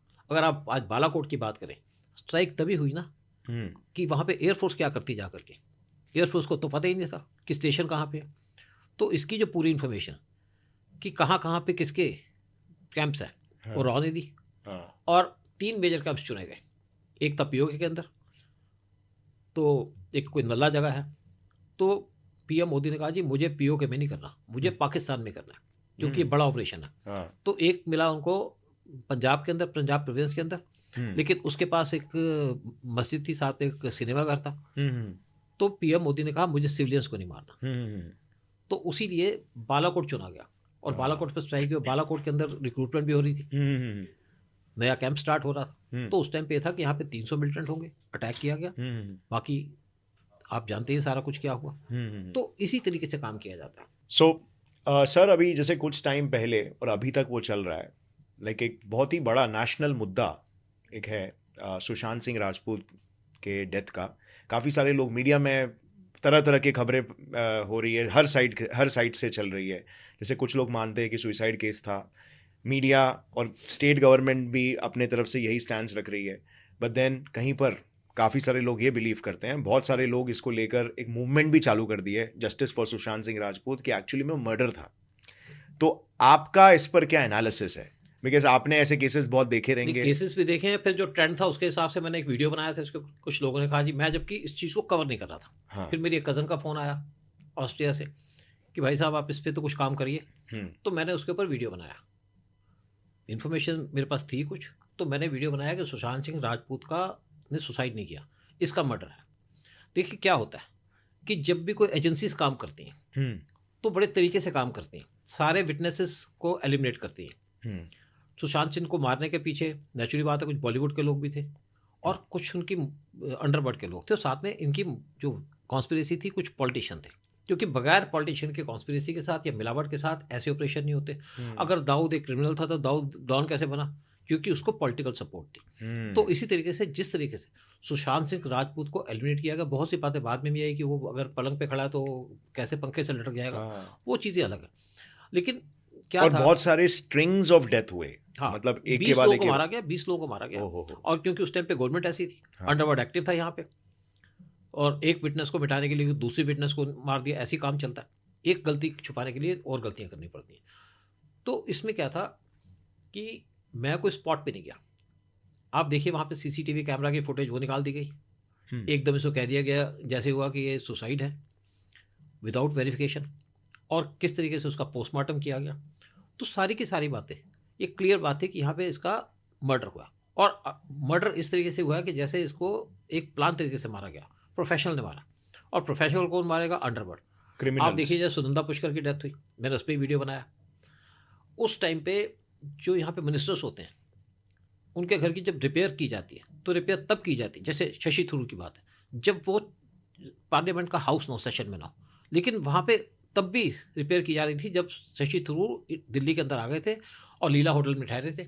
उनकी वाइफ और वो अलग अलग कमरे में बैठे हुए थे, अलग अलग कमरों में ठहरे थे, और ये एक मीटिंग अटेंड करने चले गए कांग्रेस वर्किंग कमेटी की, और पीछे से इसका मर्डर हो गया। जबकि 3:30 बजे तक उसको वहाँ देखा गया, बात कर रही थी। उसके बाद सारे सीसीटीवी कैमरास की जो इमेजेस थी वो निकाल दी गई, क्योंकि उस टाइम पे कांग्रेस का रूल था। और जिसके पास भी मोबाइल थे वो भी सारे डिलीट कर दिया गया, सब कुछ डिलीट हो गया।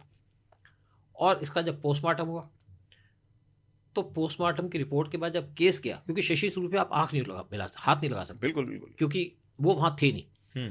तो जब उसका पोस्टमार्टम हुआ तो उसकी जब कोर्ट में हियरिंग चल रही थी, जिस डॉक्टर ने इनका पोस्टमार्टम किया था उन्होंने कहा जी मेरे पास 2 मिनिस्टर्स के यहाँ पे प्रेशर था। एक थे हेल्थ मिनिस्टर जो आपके कश्मीर के थे, और दूसरे शशि थरूर। तो मुझे जो कहा मुझे कहना पड़ा, लेकिन कोर्ट ने सुन लिया, लेकिन कोर्ट कर कुछ नहीं पाया, क्योंकि कोर्ट को चाहिए एविडेंस। आपकी स्टेटमेंट की कोई वैल्यू नहीं है। और जो आदमी उस पे फ्लोर पे पोस्टेड था, जो एक नॉर्मल आदमी होगा, वो मिसिंग रहा। और दूसरी बात है, इसमें पाकिस्तान के आईएसआई का कैसे हाथ आ जाता है? क्योंकि शशि थरूर एक लड़की से शादी करना चाहते थे, मेहर तरार, जो एक जर्नलिस्ट है और आईएसआई की एजेंट है। ओके। और वो उनको प्लांट करना चाहती थी इनके घर पे। और अगर एक मिनिस्टर या एक्स मिनिस्टर के पास एक आईएसआई के एजेंट बैठ जाए तो आपको सारी पॉलिटिकल इन्फॉर्मेशन मिल जाती। और हमारे जो इस टाइप के मिनिस्टर्स हैं वो देश की सुरक्षा उनके लिए इम्पोर्टेंट नहीं है, उनके अपने पर्सनल एजेंडा वो इम्पोर्टेंट है। और इसीलिए सुशांत सिंह राजपूत के केस के अंदर कोई ना एविडेंस है, सारी एविडेंस मिटा दी गई। और अगर पुलिस ने कोई इन्वॉल्वमेंट नहीं थी तो क्यों मिटाई? रहने देते। सीबीआई को केस भी दे दिया गया था, लेकिन जब सीबीआई को केस अनाउंस हुआ तो सीबीआई के लोग जब आए भी थे तभी भी उनको काफी टाइम तक रुका के रखा था, क्वारंटीन करा रहे थे, राइट? क्योंकि वो शायद से एविडेंस डिस्ट्रक्शन। तो सीबीआई के ऊपर से तो कोई लेगी नहीं। हाँ, वो उसके पास जो वहाँ पे प्रेजेंट है उसी के ऊपर काम करेगी। राइट। तो एक ये मिस्ट्री रह गई। मतलब जो लोग, आप देखिए एक नाम आया था एक खत्री का, इम्तियाज खत्री का नाम आया था, राइट। लेकिन आप इन लोगों को पकड़ नहीं सकते। इन पे केस रजिस्टर, आप परेशान कर सकते हो, मार सकते हो, पीट सकते हो, लेकिन आप इनको खिलाफ केस रजिस्टर नहीं कर सकते। हाँ, सो मतलब वही है सर कि एविडेंसेस के बेसिस पे सारा काम होता है, और एविडेंस डिस्ट्रॉय करना सबसे बेस्ट डिफेंस है। और ये बात आपने बिल्कुल सही बोली कि मतलब छोटे मोटे गुंडों को अगर पॉलिटिकल सपोर्ट मिल जाता है तो फिर वो डॉन बन जाते हैं। यूपी में डॉन थे, हाँ, और जब योगी गवर्नमेंट आए तो सारे के सारे डॉन मिट गए, हाँ, खत्म हो गए, राइट, भाग गए वहां से। सो काइंड ऑफ लाइक अगर स्टेट मिलके काम करेगी या मतलब म्यूचुअली बेनिफिशियल बेसिस पे काम करेगी गुंडों के साथ किसी तरीके से, तो उससे देश का नुकसान हो रहा है, बट देन वो एक सिस्टम पूरा बन जाता है जिसमें कि म्यूचुअल बेनिफिशियल हो जाता है। बट देन अगर स्टेट अगेंस्ट काम करेगी तो फिर डॉन्स भी 2 मिनट लगते हैं। हाँ, देखिए क्या होता है कि आप डॉन काफी टाइम तक है किसी स्टेट में, तो वो एक सवाल पूछना चाहिए देश के लोगों को, उस मतलब स्टेट के लोगों को कि आखिर इतने टाइम से क्यों है ये डॉन। तो यूपी में थे ना इतने साल हाँ। तक। अब देखिए ना, दाऊद कैसे बना, स्मगलर था दाऊद। राइट। अब पैसे लेने के चक्कर में लोग इससे मिल गए हाँ। और उसको डॉन बना दिया, उसको पावर दे दी, उसको पुलिस प्रोटेक्शन दे दी, तो हम्म। डॉन बन गया। बॉम्ब ब्लास्ट करा दिए, इसके हम्म। लिए पैसे लिए गए हम्म। और एविडेंस है कि पैसे दिए गए। हम्म। लेकिन उसके बाद वोरा कमेटी की रिपोर्ट आई थी, वोरा कमेटी को बिठाया उस टाइम पे, आपके नरसिम्हा राव यहाँ पे शायद हमारे पीएम थे। लेकिन उस रिपोर्ट के अंदर जो नाम दिए थे वो एनक्लोजर में थे, हम्म। वो किसी बड़े कांग्रेस लीडर के कहने पे निकाल दिए गए। हम्म। अदरवाइज ये सब बाहर होते। फिर दाऊद इंडिया भी आना चाहते थे, लेकिन उनको आने नहीं दिया। उसको एलिमिनेट करने की बात भी थी, लेकिन उसके ऊपर भी आईबी के लोगों ने अजीत डोवाल का जो प्लान था उसको एक्सपोज कर दिया और दाऊद इंडिया आ नहीं सका। राइट। अभी खबर आ रही थी कि दाऊद मर गया, लेकिन अभी जिंदा है और कराची में है। मर जाएगा, उसकी हमारे लिए कोई वक़्त नहीं है इस टाइम में। इंडिया के लिए कोई डेंजर नहीं है दाऊद से। राइट। राइट। सो सर, ये मतलब ये एक मुद्दा ये भी बताता है कि मीडिया में जो अक्सर चलता रहता है और जो ग्राउंड रियलिटी वो बहुत अलग होती है। तो देखिए एक बार क्या हुआ कि एक बार एक कोई डॉन का साथी था, वो इंडिया में आया और दाऊद का, और दाऊद ने कहा कि मैं इसको भेज रहा हूँ, अगर इसको जस्टिस मिलेगा, मेरे को पीटा नहीं जाएगा। हाँ। और मेरे को जो मुंबई की जो जेल है, एक फेमस जेल है, वहाँ रखा जाएगा, तो कोई इशू नहीं है। हाँ। तो यहाँ पे आया और उसके बाद आने के बाद उसको new Delhi old Delhi railway station पे अरेस्ट कर लिया गया। अच्छी बात, पुलिस सीबीआई अरेस्ट करेगी। उसके बाद एक सीबीआई के चीफ थे पुराने, उन्होंने कहा जी हमने इनको लाए हैं। तो उस टाइम पे मैंने एक चिट्ठी लिखी पीएम को। मैंने कहा सीबीआई का चीफ कैसे लाएगा? क्या सीबीआई के दुबई में ऑफिस है? कोई ऑफिस तो रॉक है। ये क्रेडिट ले रहे हैं फ्री में। और उस टाइम पे अखबार में भी छप गई थी बात। तो कोई लोग क्रेडिट लेना चाहते हैं। जो काम करेगा फॉरेन में वो रॉ करेगा। जैसे मैं लंदन में था तो वहाँ पे एक हमें पता चला कि किसी केस के अंदर कुछ इन्वॉल्वमेंट है, क्योंकि हम इन्वेस्टिगेशन नहीं करते, हम इंटेलिजेंस इनपुट देते हैं। तो हमने सारी इन्फॉर्मेशन दिल्ली में भेजी, तो सीबीआई की टीम आई, उनके साथ मिलकर हमने काम किया। तो क्योंकि हमारे पास इन्वेस्टिगेशन का टाइम नहीं है, इन्वेस्टिगेशन कोई कर रहा है, रिपोर्ट कोई दे रहा है, तो हम उसके अंदर आगे नहीं बढ़ेंगे, क्योंकि हमारे पास और बड़े इश्यूज होते हैं देखने को। तो हम अपनी डेली बेस पे जो इंटेलिजेंस गैदरिंग होती है उस पर ध्यान देते हैं, और इन्वेस्टिगेशन जो जिसका काम होगा, चाहे ईडी का होगा उसको देंगे, चाहे सीबीआई का होगा उसको देंगे। राइट। राइट। तो सर वही कि मीडिया में एक बात चल रही है, ग्राउंड रियलिटी कुछ और है। ऐसे ही एक केस था हमारे आर्मी जनरल का, ex army general Bipin Singh Rawat ji का। तो उनके केस में भी मतलब ऐसे एक्सीडेंट बताया गया, जो ट्रेजेडी हुई थी एक्सीडेंट बताया गया, लेकिन काफ़ी सारे लोग ये भी सवाल उठा रहे थे कि उसके पीछे कुछ और रीजन भी हो सकते हैं, इंटरनल या एक्सटर्नल इन्वॉल्वमेंट हो सकता है। तो आपका इस पर क्या एनालिसिस है? देखिए मैं एक बार टीवी चैनल में बैठा हुआ था, बड़े बड़े एक्सपर्ट थे, आर्मी के एक्सपर्ट थे, एयरफोर्स के एक्सपर्ट थे, डिफेंस के एक्सपर्ट थे। तो सबसे बात हुई, किसने कहा जी ये प्लेन को इन्होंने सैबोटाज करा दिया। हाँ। किसने कहा जी प्लेन में खराबी हो गई होगी। किसी ने कहा जी जो पायलट जा रहा था उसको वहाँ पे हिल्स दिखे नहीं। हाँ। इसलिए हो गया। तो जब मेरे से बात की, मैंने कहा जी ऐसा है कि ये कॉन्स्पिरेसी है। तो उन्होंने एकदम मेरे से कैमरा हटा दिया कि पता नहीं क्या बोल देगा। तो कुछ देर के बाद जब कुछ नहीं मिला तो फिर मेरे पे आया दोबारा से कि आपने कॉन्स्पिरेसी कहा था, इंटरनल कॉन्स्पिरेसी है कि एक्सटर्नल? मैंने कहा एक्सटर्नल। हाँ। तो कहते हैं इसका मतलब इसके पीछे किसी का हाथ है? मैंने कहा बिल्कुल हाथ है। कहते कि पाकिस्तान का हाथ है? मैंने कहा पाकिस्तान नहीं, एक्चुअली सैटेलाइट को यूज़ किया गया और पाकिस्तान के पास तो सैटेलाइट है नहीं। तो कहते जी रशिया होगा। मैंने कहा रशिया अपना हेलीकॉप्टर क्यों ख़राब करेगा, वो अपनी इमेज क्यों ख़राब करेगा? तो रशिया से हमारी कोई दुश्मनी भी नहीं है। कहते अमेरिका, उस टाइम पे हमारे इंडिया से अमेरिका से बड़े अच्छे रिलेशन थे। मैंने कहा जी अमेरिका भी नहीं करेगा, वो तो हमें यूज़ कर रहा है कि इंडिया चाइना के सामने खड़ा हो, और हम चाइना के सामने खड़े हैं, तो वो भी नहीं है। तो कहता है फिर? मैंने कहा चाइना, क्योंकि चाइना से काम करता रहा। मैंने कहा देखिए एक बार मैं नॉर्थ ईस्ट पे जा रहा था, कुछ नहीं रहा था, छोटा हेलीकॉप्टर था ये, तो फिर भी आपका डबल इंजन का हेलीकॉप्टर, एक इंजन खराब होगा तो दूसरा काम करेगा। तो हमें कुछ दिख नहीं रहा, तो मेरे बॉस साथ थे, तो मैंने कहा सर कहाँ मरवा दिया आपने? जी तो इसको बोलिए वापस चलो, हम आलू प्याज बांटने जा रहे थे अपने, जो फ्रंट में लोग बैठे होते हैं। तो उन्होंने पायलट से बात की, और पायलट एक बैनर्जी करके था, मुझे आज तक याद है। उनका बैनर्जी यार वो दिख नहीं रहा, क्या करोगे? कहते डोंट वरी, नीचे देखो, नीचे में पानी दिखा। कहता पानी पे जा रहा हूँ क्योंकि आई नो द रूट, कि नदी का रूट है वहाँ पे जाएगा। तो ठीक है, लैंड भी करके सब कुछ हो गया। तो तब मुझे समझ में आया कि पायलट को रास्ता पता होता है, जैसे मैं रास्ते का पता होता है जिस पे रोज़ जाते हैं, वह गड्ढे होते हैं हम जानते हैं। तो इसी तरीके से जो पायलट जाता है वो नॉन रास्ते पे जाएगा, कोई नया पायलट नहीं जाएगा। हाँ। और दूसरी बात है, एक इंजन खराब होगा तो दूसरा इंजन है, फिर किसने कहा जी पहाड़ आ जाएगा, अरे पहाड़ आ जाएगा तो दूसरे रास्ते से चला जाएगा, ये हाइट पे चला जाएगा।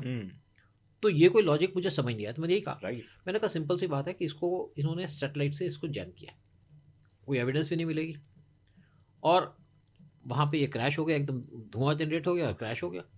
इसी तरीके से इन्होंने एक ताइवान के जनरल को चाइना ने मारा था, तो खैर मैंने अपना लॉजिक वो टाइम पे चाइना के साथ सिचुएशन भी थोड़ा गर्मा गर्मी का चल रहा था, चाइना ये काम कर सकता है, राइट। तो मेरी बात चाहे एक्सेप्ट हुई हो ना हो, लेकिन एक इसमें वैलिड रीजन थे, लेकिन इंक्वायरी में कुछ नहीं मिला, क्योंकि मिलना भी नहीं था। एविडेंसेस तो एविडेंस छोड़ना ही नहीं है, तो जो ऐसे केस होते हैं उसमें एविडेंस नहीं मिलता। अब देखिए ना आपने, इवन इजराइल ने जो इनके IRGC के ईरान के जो मारे थे साइंटिस्ट, या उनके जो IRGC के चीफ को मारा था, तो सैटेलाइट के थ्रू मारा था। सो अब सर एक सवाल है कि जैसे अमेरिका में CIA है, इजराइल में मोसाद है, तो आपको अभी क्या लग रहा है कि अभी का जो रॉ है, हमारा करंट रॉ, क्या ये भी उनके लेवल पे जा रहा है? देखिए अगर टीम ऑपरेशन, मैं आपके बीच में बात कर रहा हूँ, पहली बात तो आज मुझे लगता है कि CIA फेल हो चुकी है। ओके, ये निज्जर पे अटकी हुई है, हाँ, ये पन्नू पे अटकी हुई है, हाँ, इररिलेवेंट चीज़ों पे काम कर रही है। इनको यही नहीं पता कि निज्जर को कैसे मारा, हमने बात सुनी हुई है, टेलीकॉम हाँ, पे बिलीव करते हैं ये, हाँ, और रॉ का आप सक्सेस देख ही रहे हैं। हमारे अनिल कपूर बहुत बड़ा काम कर रहे हैं। मोसाद अभी रिसेंटली फेल हुई है, एब्सोल्युटली मोसाद रिसेंटली फेल, जो भी आप देखोगे भारत के दुश्मन अचानक से गायब हो रहे हैं। और मोसाद देखिए, अब जो इजराइल और हमास वार का स्टार्ट हुआ है, तो यहाँ पे मोसाद फेल हो गई। फेलियर चलते रहते हैं, लेकिन सक्सेस स्टोरी इस टाइम पे इंडिया के पास है। और होता क्या है कि हमारी एजेंसीज या हमारी आर्मी कब स्ट्रांग होती है? जब लीडरशिप स्ट्रांग होती है, विल पॉलिटिकल विल।